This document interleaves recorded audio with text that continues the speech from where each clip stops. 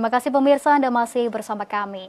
Komisi Pemilihan Umum menargetkan tingkat partisipasi pemilih pada pemilu 2024 meningkat dibanding pemilu 2019.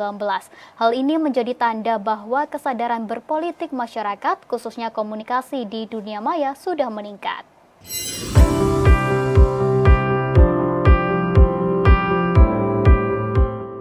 Anggota Komisi Pemilihan Umum Idam Kolik menegaskan tingkat partisipasi pemilih menjadi salah satu indikator suksesnya pemilu.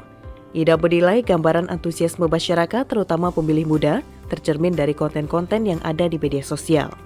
Sebelumnya, Kementerian Komunikasi dan Informatika mencatat terjadi penurunan konten hoaks yang beredar selama masa kampanye pemilu 2024 dibanding masa kampanye pemilu 2019 lalu. Hal tersebut terlihat dari jumlah konten terkait pemilu yang dilakukan pemblokiran atau takedown sejak 28 November 2023 hingga 11 Januari 2024 sebanyak 51 konten, serta penerbitan sekitar 175 klarifikasi atau hoaks mengenai pemilu. Oleh karena itu, masyarakat diharapkan tidak memilih golput pada hari H pemungutan dan penghitungan suara 14 Februari 2024 mendatang.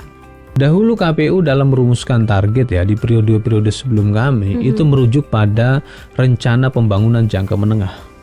Dahulu ada target 77,5%. Itu karena memang di RPJMN itu ada, di buku RPJM itu ada. Nah, sekarang itu belum ada, tidak ada. Nah, tentunya kami sebagai penyelenggara pemilu yang dimana kami harus melaksanakan prinsip profesional. Yang kita ketahui prinsip profesional itu dapat dimaknai memiliki progresivitas. Dahulu di 2019 itu kan partisipasi rata-rata 82%. Bagaimana sekarang kami bisa meningkatkan hal tersebut? Itu PR bagi kami. Oke, artinya poinnya adalah di peningkatan partisipasi ya, Prinsipnya harus lebih baik pemilu hari ini. Dan kami sadar itu membutuhkan kolaborasi dan gotong royong segenap anak bangsa. Oke. Komisi Pemilihan Umum Kota Ternate, Maluku Utara mulai melakukan distribusi logistik pemilu 2024 di 8 kecamatan. Ketua KPU Kota Ternate M. Zen Akarim mengatakan pendistribusian kotak suara pemilu diutamakan di kecamatan pulau terluar dengan menggunakan charteran angkutan kapal khusus.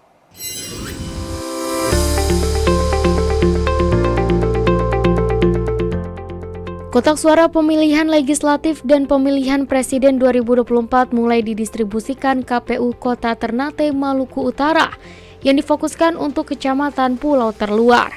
Ketua KPU Kota Ternate MZ Akari mengatakan logistik pemilu di gudang KPU Ternate di Kelurahan Ubo-Ubo, Kecamatan Ternate Selatan diangkut menggunakan belasan truk.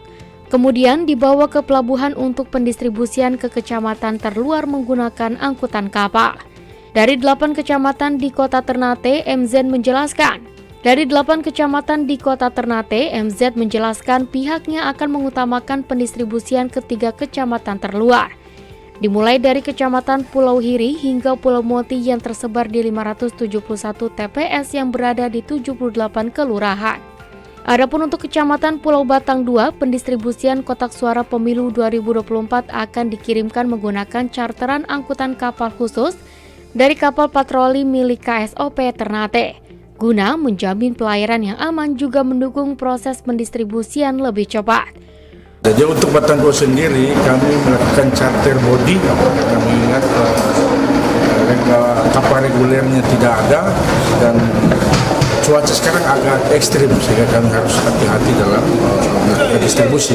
Apalagi jangkauan Batang 2 dari Ternate ke Batang 2 itu hampir sekitar 8 sampai 9 jam membutuhkan waktu perjalanan.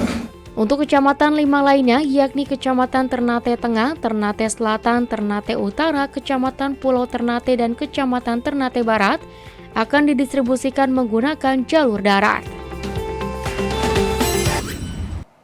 Pemirsa, warga negara Indonesia di Jepang sudah menggunakan hak suaranya melalui tempat pemungutan suara di Sekolah Republik Indonesia Tokyo. Adapun pemungutan suara di Jepang dilakukan dalam 2 metode, yakni tempat pemungutan suara dan melalui pos.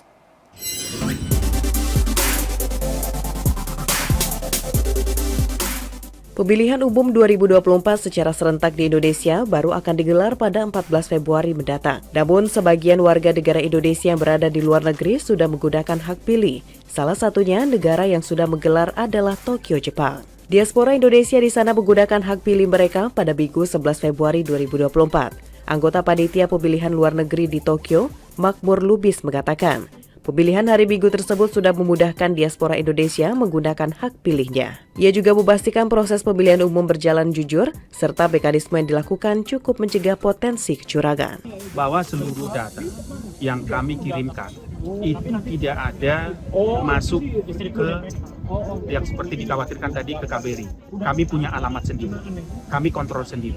Jadi tidak ada kecurangan di dalam hal-hal yang dicurigai. Tetapi kami punya mekanisme mengawasi ini. Berapa yang kami keluarkan, itu untuk siapa, semuanya tercatat dengan baik di daftar pemilih tetapnya.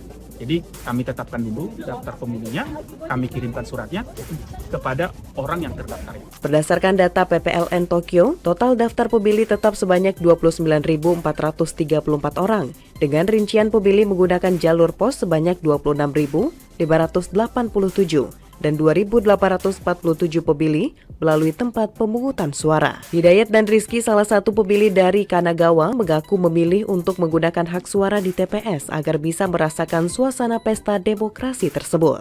Mereka juga berpesan kepada WNI di dalam maupun luar negeri untuk memanfaatkan hak suaranya untuk menentukan nasib bangsa selama 5 tahun ke depan.